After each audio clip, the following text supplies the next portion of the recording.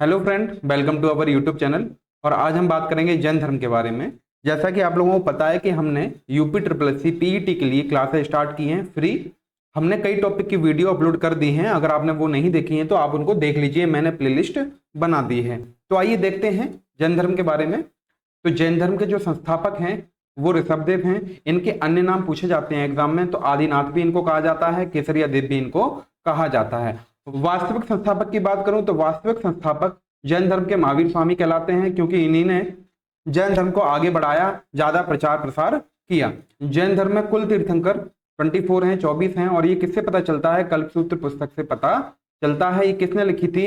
भद्रबाहु ने लिखी थी। किसने लिखी थी? भद्रबाहु ने लिखी थी। ये आपको याद रखना है। अब आपको 24 याद नहीं रखने हैं, आपको केवल स्टार्टिंग के 3 तीर्थंकर याद रखने हैं और बाद के 3 याद रखने हैं। तो पहले तीर्थंकर कौन थे? ऋषभदेव थे। इनका प्रतीक पूछा जाता है, तो प्रतीक आपको याद रखना है वृषभ या सांड। ठीक है। दूसरे तीर्थंकर कौन है? अजितनाथ है। इनका प्रतीक हाथी है। तीसरे तीर्थंकर कौन है? संभवनाथ है। इनका प्रतीक घोड़ा है। 22वें तीर्थंकर अरिष्टिनेमी है। इनका प्रतीक शंख है। 23वें तीर्थंकर पार्श्वनाथ है। इनका प्रतीक सर्प है। पार्श्वनाथ इंपोर्टेंट है, तो इनको याद रख लेना है। इनका जो जन्म हुआ था वो 850 बीसी में हुआ था। कहां हुआ था? वाराणसी में हुआ था। इनके पिता का नाम क्या था? अश्वसेन था। इनकी माता का नाम वामा था। जो जैन धर्म में 5 शिक्षाएं हैं, 5 अणुव्रत हैं, उनमें से 4 पार्श्वनाथ ने दिए थे और 5वां महावीर स्वामी ने जोड़ा था। वो 4 कौन कौन से हैं? सत्य, अहिंसा, अस्तेय यानी कि चोरी ना करना, अपरिग्रह, धन का संचय ना करना। आगे देखिए 5वां कौन सा है? 5वां है ब्रह्मचार्य। जो किसने जोड़ा था? महावीर स्वामी ने जोड़ा था। 5वां आपको याद रखने हैं। अब 24वें तीर्थंकर की बात करें तो 24वें तीर्थंकर कौन है? महावीर स्वामी हैं। इनका प्रतीक चिन्ह क्या है? सिंह है। इनके बारे में अच्छे से जानना है हम लोगों को। तो महावीर स्वामी का जो जन्म हुआ था वो 540 बीसी में हुआ था, कुंडग्राम में हुआ था। और कहां हुआ था? वैशाली में हुआ था। इनकी मृत्यु की बात करें 468 बीसी में हुई थी, पावापुरी में, पटना में हुई थी। कहीं कहीं 599 बीसी में जन्म और 527 बीसी में मृत्यु भी आता है, तो ये भी आपको याद रख लेना है। लेकिन जो ऐतिहासिक तथ्य है वो 540 बीसी में जन्म और 468 बीसी में मृत्यु है, तो यही ज्यादा इंपॉर्टेंट है, यही पूछा जाता है। इनके पिता का नाम क्या था? इनके पिता का नाम सिद्धार्थ था। अब आप ये मत कहना कि गौतम बुद्ध के बचपन का नाम सिद्धार्थ था तो ये इनके पिता हैं, नहीं, ये अलग हैं। ये ज्ञात्र कुल के थे और इनका जो वंश था वो इक्ष्वाकु वंश था। इनकी माता का नाम क्या था? इनकी माता का नाम त्रसला था और ये लिच्छवी वंश से थी। इनके भाई का नाम क्या था? नंदीवर्धन था।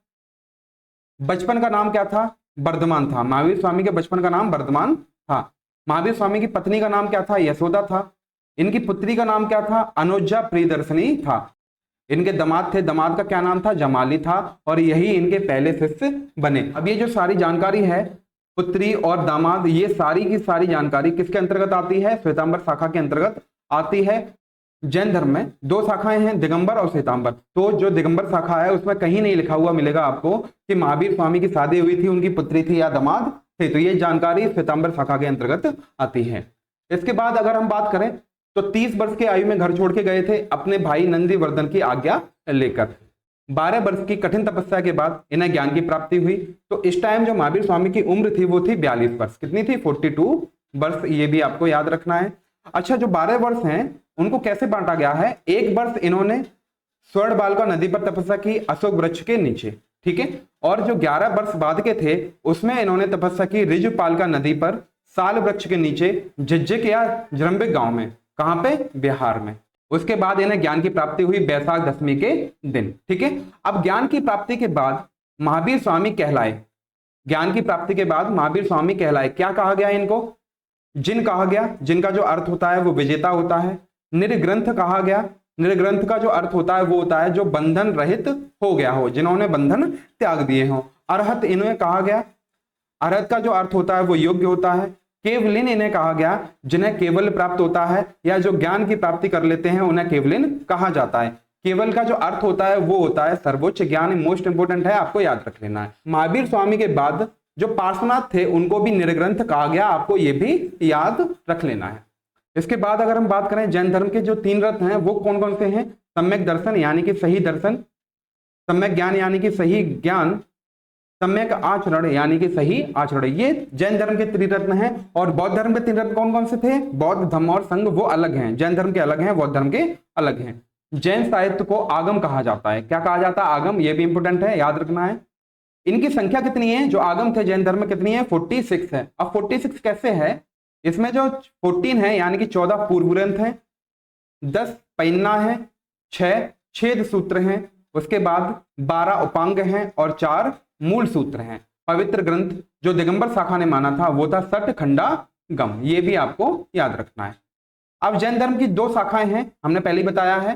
तो कौन कौन सी हैं? एक श्वेतांबर शाखा है और एक दिगंबर शाखा है। जो श्वेतांबर शाखा है उसके जो प्रमुख हैं वो स्थूलभद्र हैं। जो दिगंबर शाखा है उसके जो प्रमुख हैं वो भद्रबाहु हैं। जो श्वेतांबर है उसका अर्थ ही होता है श्वेत वस्त्र धारण करने वाला, यानी कि श्वेतांबर के लोग थे वो कैसे वस्त्र धारण करते थे? सफेद वस्त्र धारण करते थे। अब दिगंबर कैसे वस्त्र धारण करते थे? ये कोई वस्त्र धारण नहीं करते थे, नग्न अवस्था में रहते थे।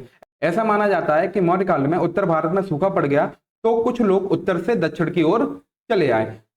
जो लोग उत्तर में ही रहे उन्हें श्वेतांबर कहा जाता है, जो लोग उत्तर से दक्षिण में आ गए उन्हें दिगंबर कहा जाता है। ये भी एक कॉन्सेप्ट है, आपको ये भी याद रखना है। तो इससे नाम आपको बहुत अच्छे से याद रखना है। ये ऐसा व्यक्ति था श्वेतांबर शाखा का, इसने प्रचार किया था दिगंबर में, दक्षिण में आके इसने अपनी श्वेतांबर शाखा का प्रचार प्रसार किया था। आगे बात करें जैन धर्म की संगति के बारे में, तो बौद्ध धर्म में 4 संगति हुई थी, उसी तरीके से जैन धर्म में 2 संगति हुई है।